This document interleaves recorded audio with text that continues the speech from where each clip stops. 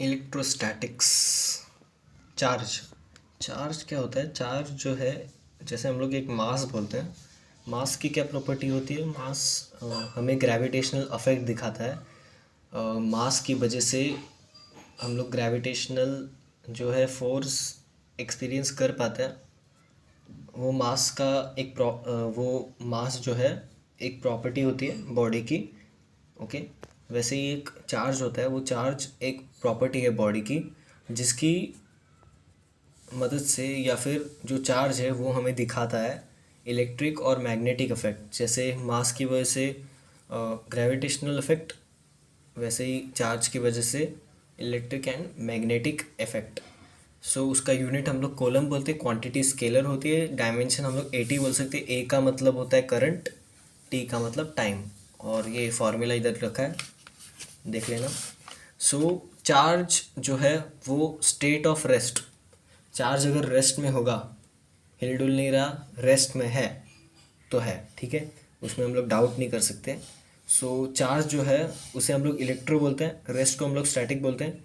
Charge plus rest, charge in the state of rest, उसे हम लोग बोलते हैं इलेक्ट्रोस्टैटिक। और एक चीज़ होती है इलेक्ट्रोडायनेमिक, जिसमें चार्ज मोशन कर रहा होता है, वो बात की बात है। सो इधर एक इलेस्ट्रेशन दिख रहा होगा। ओके। सो इलेस्ट्रेशन मैंने बोर्ड पे भी ड्रॉ कर लिया है अपने ड्राइंग स्किल्स से। ओके। सो उसमें हम लोग बोल सकते हैं कि जो न्यूट्रॉन है और प्रोटॉन है, उसका जो मिक्सचर है उसे हम लोग न्यूक्लियस बोलते हैं। ओके। वो न्यूक्लियस एटम के एकदम सेंटर में होता है। ये सब हाइपोथेटिकल चीज़ है, पर हम लोग मानते हैं कि न्यूक्लियस बीच में होता है, उसमें न्यूट्रॉन और प्रोटॉन होता है, और उसमें बहुत सारे शेल्स होते हैं, KLMN और भी होते हैं। सो उसमें हम लोग बोलते हैं कि न्यूक्लियस प्रेजेंट होता है। ओके। और जो शेल है उसमें हम लोग बोलते हैं ये इलेक्ट्रॉन प्रेजेंट होते हैं। इलेक्ट्रॉन को हम लोग ई से डिनोट करते हैं। इलेक्ट्रॉन नेगेटिवली चार्ज होते हैं पार्टिकल, और प्रोटॉन जो है पॉजिटिवली चार्ज, और न्यूट्रॉन जो है उसका जीरो चार्ज होता है, उसमें चार्ज न्यूट्रल होता है। ओके। सो हम लोग इसमें बोलेंगे कि प्रोटॉन जो है उसका चार्ज पॉजिटिव होगा, मतलब 1.6 इंटू -10 कोलम। और इलेक्ट्रॉन होगा, उसका मास तो नेग्लिजिबल है, तो उसे रहने से साइड साइड में, और -1.6 इंटू 10⁻⁻19 कोलम उसका जो है चार्ज का वैल्यू है। सो हम लोग एक बॉडी को चार्ज कैसे करते हैं? A body is charge by charging of electrons. अब इसका मतलब क्या है? हम लोग एक बॉडी ले सकते हैं, हम लोग बोल सकते हैं कि एक ऑक्सीजन एटम को हम लोग ले सकते हैं। ओके। उसे एक बॉडी हम लोग कंसिडर करते हैं। जैसे कि इधर लिखा है body can be charged bye charging of electrons. अब इसका मतलब जो है कि हम लोग जो है इलेक्ट्रॉन ट्रांसफ़र करते हैं एक बॉडी में। ओके। उससे हम लोग चार्जिंग करते हैं। A body is charge only when electron is transferred. Transfer का मतलब ये भी नहीं हो सकता, मतलब ये भी हो सकता है कि ट्रांसफ़र हम लोग कर सकते हैं, इलेक्ट्रॉन मतलब दे सकते हैं और ले भी सकते हैं। ओके। उस बॉडी से निकाल भी सकते हैं। ये दो चीज़ें होती है ट्रांसफ़र में।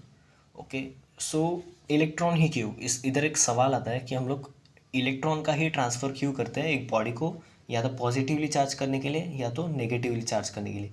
तो उसका आंसर है कि हम लोग प्रोटॉन को इसलिए नहीं निकाल सकते या फिर ऐड कर सकते क्योंकि proton removed then oxygen atom ही नहीं रहेगा। मतलब अगर हम लोग प्रोटॉन निकाल देंगे ओके ऑक्सीजन एटम से, तो वो ऑक्सीजन एटम कहलाएगा ही नहीं। ओके। क्योंकि ऑक्सीजन एटम में 8 प्रोटॉन होते हैं, उसकी खासियत है, या फिर उसका जैसे हम लोग एटॉमिक नंबर बोलते हैं। हम लोग एटॉमिक नंबर की जब बात करते हैं तो एटॉमिक नंबर ये बताता है कि वो एलिमेंट है कौन सा। ओके। तो एटॉमिक नंबर जो है वो उस पर डिपेंड करता है कि प्रोटॉन्स कितने हैं। अगर 1 प्रोटॉन है तो हाइड्रोजन होगा, 2 प्रोटॉन है तो हीलियम होगा, वैसे ही करते करते 7 प्रोटॉन है तो नाइट्रोजन, 8 प्रोटॉन है तो ऑक्सीजन। अगर हम लोग एक प्रोटॉन ही निकाल देंगे, सोचो अगर प्रोटॉन ही निकाल देंगे तो वो नाइट्रोजन बन जाएगा ना। ओके। मतलब 7 प्रोटॉन हो जाएगा, मतलब नाइट्रोजन बन जाएगा। इसीलिए लिखा है कि proton remove then oxygen atom ही नहीं रहेगा, ऑक्सीजन एलिमेंट ही चेंज हो जाएगा। वो ऑक्सीजन एलिमेंट जो है वो चेंज हो जाएगा। जैसे कि हम लोग प्रोटॉन ऐड भी करेंगे ना तो वो फ्लोरीन बन जाएगा। ओके, ऑक्सीजन नहीं रहेगा तो ये प्रॉब्लम आ जाती है प्रोटॉन के रिमूव और ऐड करने से, ट्रांसफ़र करने से। Removing proton is freaking expensive. अगर हम लोग प्रोटॉन निकालते हैं या फिर ऐड करते हैं तो वो जो है बहुत ही ज़्यादा एक्सपेंसिव होता है और हम लोग इतना अफोर्ड नहीं कर सकते। जैसे कि इलेक्ट्रॉन का अगर हम लोग ट्रांसफ़र करेंगे तो वो 10 रुपये का पड़ेगा समझो कि, और अगर हम लोग प्रोटॉन का देखें तो वो भाई करोड़ों में होगा। तो उतना पैसा नहीं है अपने पास। अगर अमीर हो तो आप ट्राई कर सकते हो। ओके, केस 1 होता है, उसमें एक तो न्यूट्रल है, एक ऑक्सीजन है एटम एज एग्जांपल, वो न्यूट्रल है जिसमें बैलेंस है दोनों proton and electron. Okay, second case आता है कि positively charged. Transfer of electron का मीनिंग मैंने बताया, या तो इलेक्ट्रॉन डोनेट कर सकते हैं या तो एक्सेप्ट कर सकते हैं, निकाल सकते हैं या फिर ले सकते हैं। ओके, तो इसमें क्या होता है, डोनेट होता है 8 प्रोटॉन प्लस 7 इलेक्ट्रॉन, उसमें से एक हम लोग अगर इलेक्ट्रॉन डोनेट कर दें या फिर निकाल दें तो भाई वो पॉजिटिव चार्ज हो जाएगा, उसमें प्लस चार्ज आ जाएगा।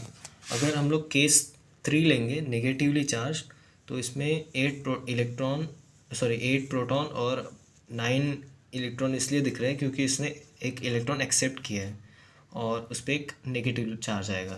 Okay, simple.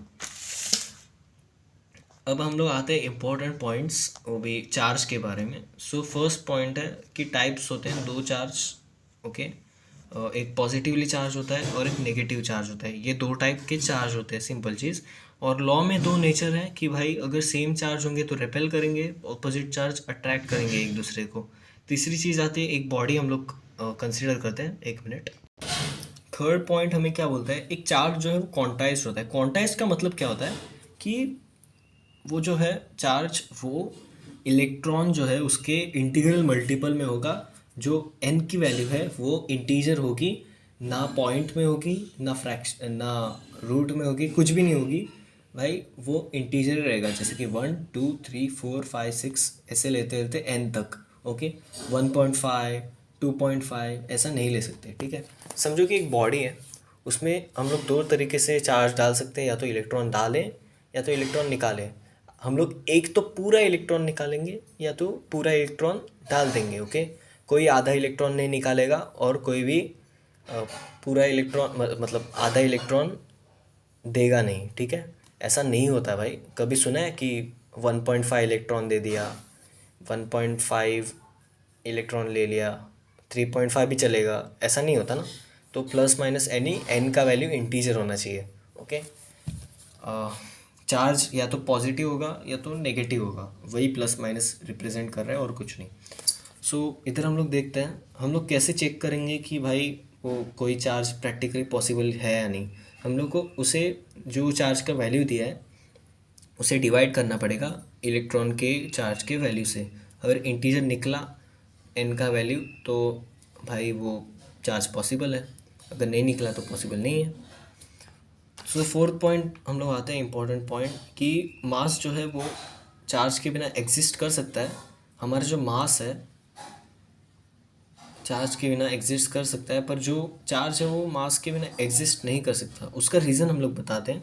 कोई भी बॉडी है, जैसे कि यही बॉडी ले लो, उसमें अगर हम लोग इलेक्ट्रॉन डालेंगे तो इलेक्ट्रॉन का भले ही मास नेग्लिजिबल है पर वो कुछ ना कुछ तो ऐड करेगा ना मास। ओके, सो और अगर हम लोग निकालेंगे ना तो चार्ज रिमूव हो रहा है, मतलब जो इलेक्ट्रॉन का मास है वो भी रिमूव हो रहा है। मतलब या तो हम लोग जैसे इलेक्ट्रॉन ऐड करेंगे तो उसका या तो मास ऐड होगा, और अगर रिमूव करेंगे तो उसका मास जो है वो थोड़ा थोड़ा कम हो जाएगा। ओके, इसलिए हम लोग बोलते हैं कि चार्ज जो है वो मास पे डिपेंड करता है पर मास नहीं करता। ओके, मास इंडिपेंडेंट है। फिफ्थ पॉइंट हम लोग बोलते हैं मास डिपेंड्स ऑन वेलोसिटी। हम लोग एक रिलेशन बताते हैं, m = m0 upon √1 - v² upon c², जिसमें c का वैल्यू जो होता है वो स्पीड ऑफ लाइट होता है और v का वैल्यू हम लोग जिस वेलोसिटी से मूव कर रहे हैं उसका भी एग्जांपल देखते हैं। जब भी एक बॉडी रेस्ट पे है तो उसका जो वेट है, समझो कि हम लोग एक एग्जांपल लेते हैं, 60 kg है।